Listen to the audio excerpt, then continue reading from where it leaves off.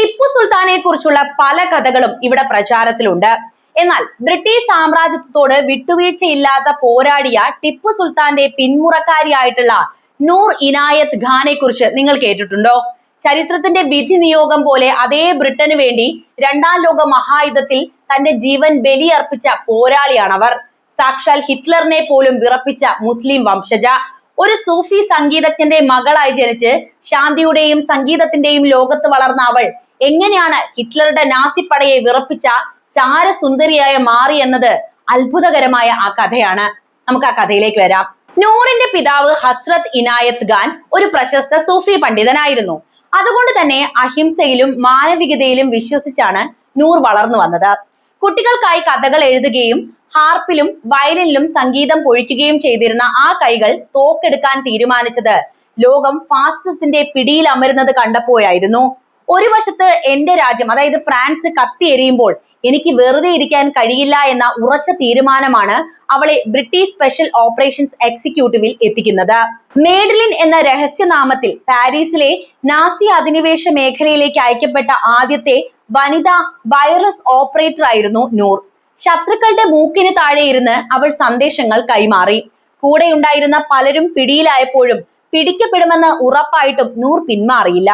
ഒടുവിൽ വഞ്ചിക്കപ്പെട്ട് നാസികളുടെ കൈകളിലായപ്പോഴും ക്രൂരമായ പീഡനങ്ങൾക്ക് അവൾ വഴങ്ങിയില്ല. ഒരു രഹസ്യം പോലും അവൾ ശത്രുവിന് പറഞ്ഞു നൽകുകയും ചെയ്തില്ല. 1944 സെപ്റ്റംബറിൽ നഖോ തടങ്കൽ പാളയത്തിൽ വെച്ച് വെടിയേറ്റ് വീഴുമ്പോഴും ആ ചുണ്ടുകളിൽ വിരിഞ്ഞ അവസാനത്തെ വാക്ക് ലിബർട്ടി, അതായത് സ്വാതന്ത്ര്യം എന്നായിരുന്നു.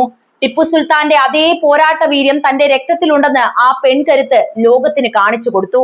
ബ്രിട്ടന്റെ പരമോന്നത ബഹുമതിയായ ജോർജ് ക്രോസും ഫ്രാൻസിന്റെ ക്രോയിക്സ് ഡി ഗുറയും നൽകി ലോകം അവളെ ആദരിച്ചതാണ്. പിന്നീട് ഒരു രാജകുമാരിയായി ജനിച്ച് ഒരു ചാരവനിതയായി പൊരുതി ഒടുവിൽ ഒരു രക്തസാക്ഷിയായി മാറിയ നൂറിന്റെ ജീവിതം ധീരതയുടെയും ആത്മബലിയുടെയും പര്യായം തന്നെയാണ്.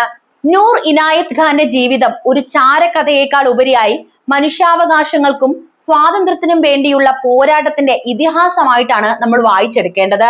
രണ്ടാം ലോക മഹായുദ്ധത്തിൽ ബ്രിട്ടീഷ് സൈന്യത്തിന്റെ ഭാഗമായി പ്രവർത്തിച്ച ഇന്ത്യൻ വംശജരായുള്ള മറ്റു പോരാളികളെ കുറിച്ചും നമുക്ക് ഇവിടെ പരിശോധിക്കാമെന്ന് തോന്നുന്നു. രണ്ടാം ലോക മഹായുദ്ധത്തിൽ സഖ്യകക്ഷികൾക്ക് വേണ്ടി പോരാടിയ ഏറ്റവും വലിയ സന്നദ്ധ സൈന്യം ഇന്ത്യയുടേത് തന്നെയായിരുന്നു. അങ്ങനെ ഒരു ചരിത്രം നമ്മുടെ രാജ്യത്തിനുണ്ട്. ഏകദേശം 25 ലക്ഷത്തിലധികം ഇന്ത്യൻ സൈനികരാണ് ആ യുദ്ധത്തിൽ പങ്കെടുത്തിരുന്നത്. നൂറിനെ പോലെ തന്നെ അസാമാന്യ ധീരത പ്രകടിപ്പിച്ച വ്യക്തിയായിരുന്നു ക്യാപ്റ്റൻ ലക്ഷ്മി സാഗ്ഹാൾ. സുഭാഷ് ചന്ദ്രബോസിന്റെ ആസാദ് ഹിന്ദ് ഫൗജിലെ റാണി ഓഫ് റെജിമെന്റിനെ നയിച്ച ലക്ഷ്മി ബ്രിട്ടീഷ് സാമ്രാജ്യത്തിനെതിരെ ആയുധമെടുത്ത ധീര വനിതയായിരുന്നു. നൂർ ബ്രിട്ടീഷ് സേനയ്ക്കൊപ്പം നിന്ന് ഫാസിസത്തെ എതിർത്തപ്പോൾ ലക്ഷ്മി ബ്രിട്ടീഷ് അധിനിവേശത്തിൽ നിന്ന് ഇന്ത്യയെ മോചിപ്പിക്കാൻ വേണ്ടിയാണ് പോരാട്ടം തുടർന്നത്. മറ്റൊരു പ്രധാന വ്യക്തിത്വമാണ് വിക്ടോറിയ ക്രോസ് ജേതാവായ ഗജയ് ഘാലെ. ബർമയിലെ കഠിനമായ പോരാട്ടത്തിൽ മാരകമായി പരിക്കേറ്റിട്ടും തന്റെ സൈനികരെ മുന്നിൽ നിന്ന് നയിച്ച് ശത്രുക്കളെ തുരത്തിയ ഗോർഖ സൈനികനായിരുന്നു അദ്ദേഹം. അതുപോലെ തന്നെ ആഫ്രിക്കയിലെയും ഇറ്റലിയിലെയും യുദ്ധമുഖങ്ങളിൽ ഇന്ത്യൻ സൈനികർ നടത്തിയ പോരാട്ടങ്ങൾ സഖ്യകക്ഷികളുടെ വിജയത്തിൽ നിർണായക പങ്കുവഹിച്ചു. ശത്രുക്കളുടെ ടാങ്കുകളെ ഒറ്റയ്ക്ക് നേരിട്ട യശ്വന്ത് ഗാഡ്ഗെ, വെടിയുണ്ടകളെ വകവെക്കാതെ പാല നിർമ്മാണത്തിന് സഹായിച്ച എഞ്ചിനീയർമാരിൽ തുടങ്ങി 10,000-കണക്കിന് ഇന്ത്യക്കാരുടെ രക്തം യൂറോപ്പിലെയും ഏഷ്യയിലെയും മണ്ണിൽ വീണിട്ടുണ്ട്. ഇത് ഒന്ന് ഓർമ്മിപ്പിച്ചു എന്ന് മാത്രം.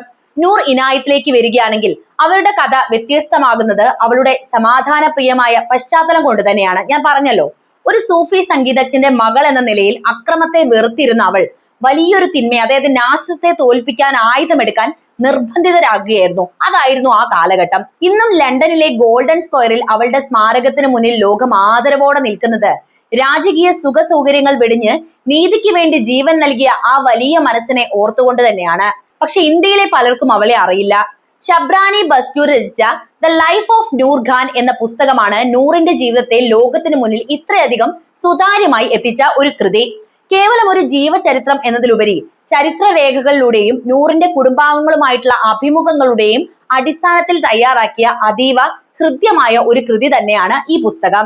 ഈ പുസ്തകത്തിൽ നൂറിന്റെ വ്യക്തിത്വത്തിലെ വൈരുദ്ധ്യങ്ങളെ എഴുത്തുകാരി വളരെ മനോഹരമായി വരച്ചു കാണിക്കുന്നുണ്ട്. ഒരു വശത്ത് വളരെ പാവമായിട്ടുള്ള ശാന്ത സ്വഭാവമായിട്ടുള്ള ഒരു പെൺകുട്ടി, മറുവശത്ത് നാസികളുടെ ക്രൂരമായ ചോദ്യം ചെയ്യലുകൾക്ക് മുന്നിൽ തളരാത്ത വിപ്ലവകാരിയായിരുന്നു. ഈ മാറ്റം എങ്ങനെ സംഭവിച്ചു എന്ന് ഷബ്രാനി ബസു ഇതിൽ വ്യക്തമാക്കുന്നുണ്ട്. റഷ്യൻ പിതാവിന്റെയും അമേരിക്കൻ മാതാവിന്റെയും മകളായി മോസ്കോയിൽ ജനിച്ച് ലണ്ടനിലും പാരീസിലും വളർന്ന നൂറിന് തന്റെ ഇന്ത്യൻ പാരമ്പര്യത്തിലും ടിപ്പു സുൽത്താന്റെ രക്തത്തിലും വലിയ അഭിമാനം ഉണ്ടായിരുന്നുവെന്ന് പുസ്തകം സമർത്ഥിക്കുന്നുണ്ട്. ബ്രിട്ടീഷ് രഹസ്യാന്വേഷണ ഏജൻസി ആയിട്ടുള്ള SOEയുടെ ആർക്കൈവ്സുകളിൽ നിന്ന് ശേഖരിച്ച വിവരങ്ങൾ പ്രകാരം നൂറിനെ ഒരു ചാരവനിതയായി നിയമിക്കുന്നതിൽ ചില ഉദ്യോഗസ്ഥർക്ക് സംശയമുണ്ടായിരുന്നു. അവൾ വളരെ പാവമാണ് എന്നും നുണ പറയാൻ അവൾക്ക് അറിയില്ല എന്നുമായിരുന്നു അവരുടെ വാദം. എന്നാൽ പാരീസിലെ തെരുവുകളിൽ ശത്രുക്കൾക്ക് പിടികൊടുക്കാതെ മാസങ്ങളോളം അവൾ നടത്തിയ പോരാട്ടം ആ സംശയങ്ങളെല്ലാം തിരുത്തി കുറിച്ചത് തന്നെയാണ്. ജർമ്മൻ രഹസ്യ പോലീസായ ഗസ്റ്റപ്പോയുടെ പിടിയിലായതിനു ശേഷം 2 തവണ അവൾ ജയിൽ ചാടാൻ ശ്രമിച്ചതും കൈകാലുകളിൽ വിലങ്ങ് വെച്ച് 10 മാസത്തോളം ഏകാന്ത തടവിൽ കഴിഞ്ഞിട്ടും ഒരു രഹസ്യം പോലും വെളിപ്പെടുത്താത്തതും പുസ്തകത്തിൽ കൃത്യമായിട്ട് വിവരിക്കുന്നുണ്ട്. യുദ്ധത്തിന് ശേഷം നൂറിന് എന്ത് സംഭവിച്ചുവെന്ന് അവളുടെ കുടുംബത്തിന് വർഷങ്ങളോളം തന്നെ അറിയില്ലായിരുന്നു. ഷംബ്രാനി ബസുവിന്റെ ഈ പുസ്തകമാണ് നൂറിന്റെ അവസാന നിമിഷങ്ങളെ കുറിച്ചും ഡാക്കോ തടങ്കൽ പാളത്തിലെ അവളുടെ ധീരമായ രക്തസാക്ഷിത്വത്തെക്കുറിച്ചും ലോകത്തിന് കൃത്യമായ അറിവ് നൽകുന്നത്.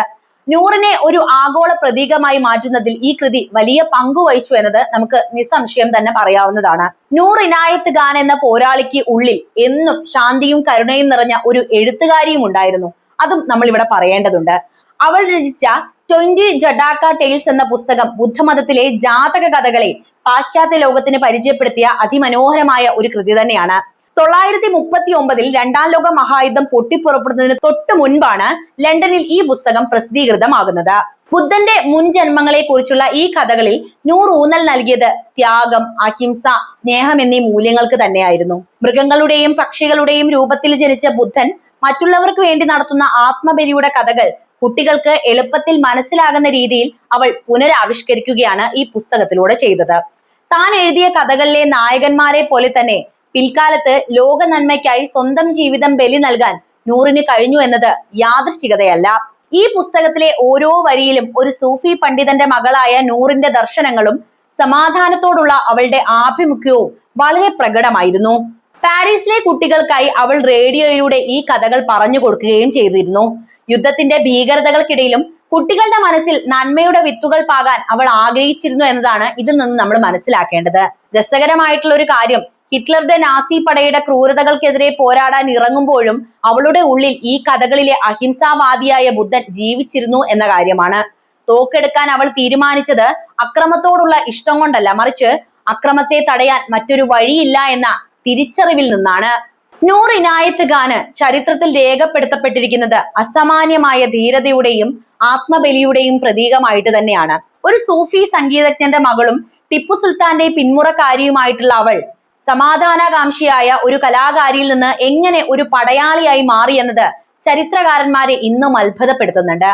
രണ്ടാം ലോക മഹായുദ്ധകാലത്ത് ബ്രിട്ടന്റെ രഹസ്യാന്വേഷണ വിഭാഗമായിട്ടുള്ള SOEയിൽ ചേർന്ന ആദ്യത്തെ വനിതാ വയർലെസ് ഓപ്പറേറ്റർ എന്ന നിലയിലാണ് അവൾ ചരിത്രത്തിൽ ഇടം പിടിച്ചത് പോലും. 1943 നാസി അധീനതയിലുള്ള ഫ്രാൻസിലേക്ക് അയക്കപ്പെട്ട നൂർ ശത്രുക്കളുടെ നിരീക്ഷണ വലയത്തിനുള്ളിൽ നിന്ന് മാസങ്ങളോളം രഹസ്യ സന്ദേശങ്ങൾ ബ്രിട്ടന് കൈമാറുകയും ചെയ്തു. അവളുടെ കൂടെ ഉണ്ടായിരുന്ന മിക്ക ചാരന്മാരും പിടിക്കപ്പെട്ടപ്പോഴും നൂർ മാത്രം പിന്മാറാതെ പാരീസിലെ തെരുവുകളിൽ ഒളിവിൽ കഴിഞ്ഞ് പോരാട്ടം തുടർന്നു പോന്നു. ഒടുവിൽ വഞ്ചിക്കപ്പെട്ട് നാസി രഹസ്യ പോലീസായ ഗസ്റ്റപ്പോയുടെ പിടിയിലായി എങ്കിലും മാസങ്ങളോളം നീണ്ട ക്രൂരമായ പീഡനങ്ങൾക്കിടയിലും അവൾ ഒരു രഹസ്യവും വെളിപ്പെടുത്തിയതുമില്ല. 1944 സെപ്റ്റംബറിൽ ഡാക്കോ തടങ്കൽ പാളയത്തിൽ വെച്ച് വെടിയേറ്റ് മരിക്കുമ്പോഴും ലിബർട്ടി എന്ന് ഉറക്കെ വിളിച്ചു പറഞ്ഞുകൊണ്ടാണ് അവൾ ചരിത്രത്തിന്റെ ഭാഗമായി മാറുന്നത്. അത് ഒരിക്കൽ കൂടി നിങ്ങളോട് ഓർമ്മിപ്പിക്കുകയാണ്. മരണാനന്തരം ബ്രിട്ടൻ നൽകിയ ജോർജ് ക്രോസ്, അതായത് ഫ്രാൻസ് നൽകിയ ക്രോയോക്സ് ഡി ഗുറേ എന്നീ പരമോന്നത ബഹുമതികൾ അവളുടെ ധീരതയ്ക്കുള്ള അംഗീകാരങ്ങൾ തന്നെയായിരുന്നു. 2012 ലണ്ടനിലെ ഗോൾഡൻ സ്ക്വയറിൽ അവളുടെ വെങ്കല പ്രതിമ സ്ഥാപിക്കപ്പെട്ടു. ബ്രിട്ടനിൽ ഒരു മുസ്ലിം വനിതയ്ക്ക് ലഭിക്കുന്ന ആദ്യത്തെ അത്തരം സ്മാരകമാണിത്. കൂടാതെ 2020 ലണ്ടനിലെ അവൾ താമസിച്ചിരുന്ന വീടിന് മുന്നിൽ ബ്ലൂ പ്ലാക്ക് സ്ഥാപിച്ചുകൊണ്ട് ബ്രിട്ടീഷ് ഗവൺമെന്റ് അവളെ ആദരിക്കുകയും ചെയ്തിട്ടുണ്ട്. കേവലം ഒരു ചാര വനിത എന്നതിലുപരി ഫാസിസത്തിനെതിരെയുള്ള പോരാട്ടത്തിൽ സ്വന്തം ജീവൻ നൽകിയ ഒരു രാജകുമാരിയായിട്ടാണ് ലോകം ഇന്ന് നൂറിനെ ഓർക്കുന്നത്. ടിപ്പു സുൽത്താന്റെ അതേ പോരാട്ട വീര്യം മഞ്ഞു വീണ യൂറോപ്യൻ തെരുവുകളിൽ പ്രകടിപ്പിച്ചവളായി അവൾ ഇന്നും ചരിത്ര രേഖകളിൽ ജീവിക്കുകയും ഗർജിക്കുകയും ചെയ്യുന്നു. അപ്പോൾ നൂറിനെ നിങ്ങൾക്ക് ഇഷ്ടമായോ? നിങ്ങളുടെ അഭിപ്രായം എന്തായാലും കമന്റ് ബോക്സിൽ എഴുതുക. മറ്റൊരു വീഡിയോയുമായി വീണ്ടും എത്താം. നന്ദി.